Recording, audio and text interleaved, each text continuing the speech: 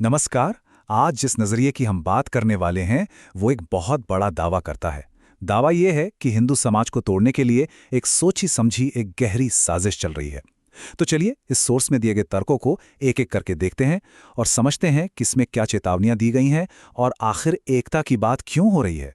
इस पूरे विश्लेषण की जो शुरुआत है वो इसी मूल विचार से होती है कि एक योगी के लिए, एक संत के लिए धर्म और राष्ट्र से बढ़कर कुछ भी नहीं हो सकता।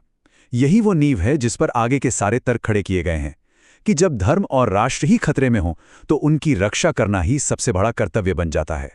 तो सबसे पहला और सबसे बड़ा दावा इस सोर्स का ये है कि हिंदू समाज एक बहुत बड़े षड्यंत्र का सामना कर रहा है और ये कोई मामूली हमला नहीं है, बल्कि समाज को भीतर से, अंदर से तोड़ने की एक प्लानिंग के तहत की गई कोशिश है जो कई तरफ से हो रही है। इस माहौल को समझाने के लिए सोर्स कवि निराला की इन पंक्तियों का इस्तेमाल करता है। अविराम घात आघात आह उत्पात। इसका मतलब क्या हुआ? मतलब ये कि भारत की जो मौजूदा हालत है वो लगातार हो रहे हमलों, जवाबी हमलों और एक कभी ना खत्म होने वाले शोरगुल जैसी है, जिसका मकसद सिर्फ एक है, हिंदू धर्म को कमजोर करना। तो सवाल ये उठता है कि समाज को बांटा कैसे जा रहा है। सोर्स के मुताबिक ये सिर्फ कोई बाहरी हमले नहीं है, बल्कि समाज के अंदर ही बहुत गहरी दरारें पैदा की जा रही हैं। तो आइए देखते हैं कि ये दरारें कौन कौन सी हैं।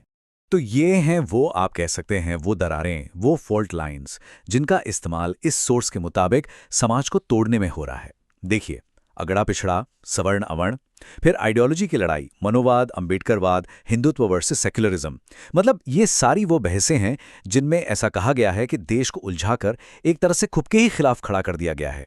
सोर्स एक बेहद चौंकाने वाला और काफी भड़काऊ बयान का उदाहरण देता है और इसे वो समाज में नफरत फैलाने की एक बाहरी कोशिश मानता है।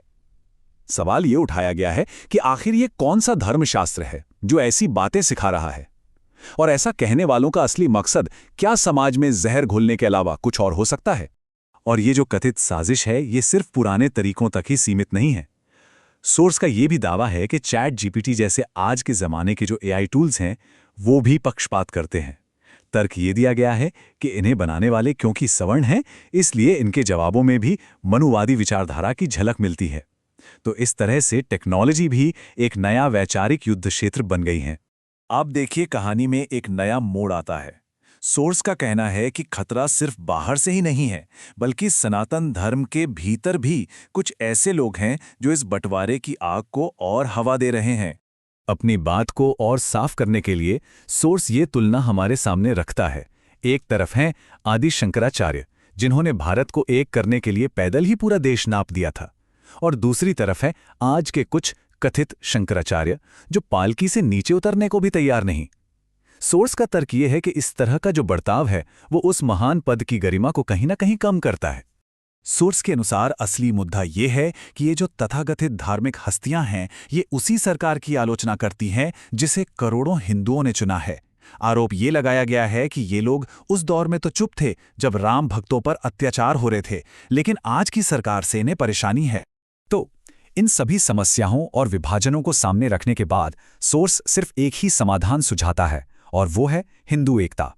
यही वो रास्ता है जो इस संकट से बाहर निकाल सकता है। अपने तर्क को और मजबूती देने के लिए सोर्स 2014 से पहले और बाद की एक तस्वीर पेश करता है। कहा यह गया है कि 2014 से पहले राम मंदिर के लिए संघर्ष करना पड़ रहा था, आतंकी हमले होते थे, सैनिकों का अपमान होता था। लेकिन 2014 के बाद हिंदुओं ने आत्मसम्मान के साथ सिर उठाकर जीना शुरू किया और समाज से लेकर सिनेमा तक में सत्य की स्थापना हो रही है। लेकिन इस कथित प्रगति के बावजूद सोर्स उन आलोचकों से काफी निराश है जो कहते हैं कि वो योगी आदित्यनाथ को सबक सिखाएंगे या नरेंद्र मोदी को हिमालय भेज देंगे। सोर्स के लिए ये बातें उस नेतृत्व को कमजोर करने जैसी हैं जिसके राज में हिंदुओं की स्थिति बेहतर हुई है।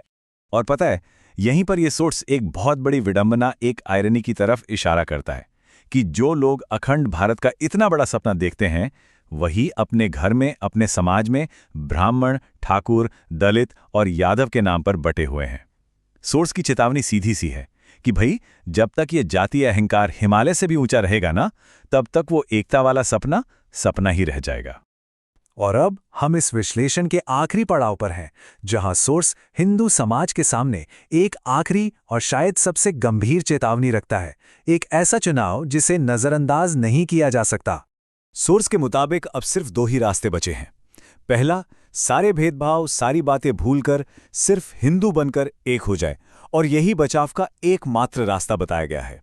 या फिर दूसरा रास्ता है इन साजिशों में फंसकर बटे रहना, जिसका अंजाम सिर्फ बर्बादी और विनाश होगा, और उस रास्ते पर कोई बचाने नहीं आएगा। और आखिर में सोर्स निराला की इन गहरी पंक्तियों के साथ अपनी बात को खत्म करता है। हो रहा भस्म अपना जीवन, चेतनाहीन फिर भी चेतन, अपने ही मन को यूं प्रतिमन है छलता। ये पंक्तियां इस सवाल के साथ छोड़ जाती हैं कि क्या समाज सब कुछ जानते बूझते हुए भी हर पल खुद को ही धोखा दे रहा है?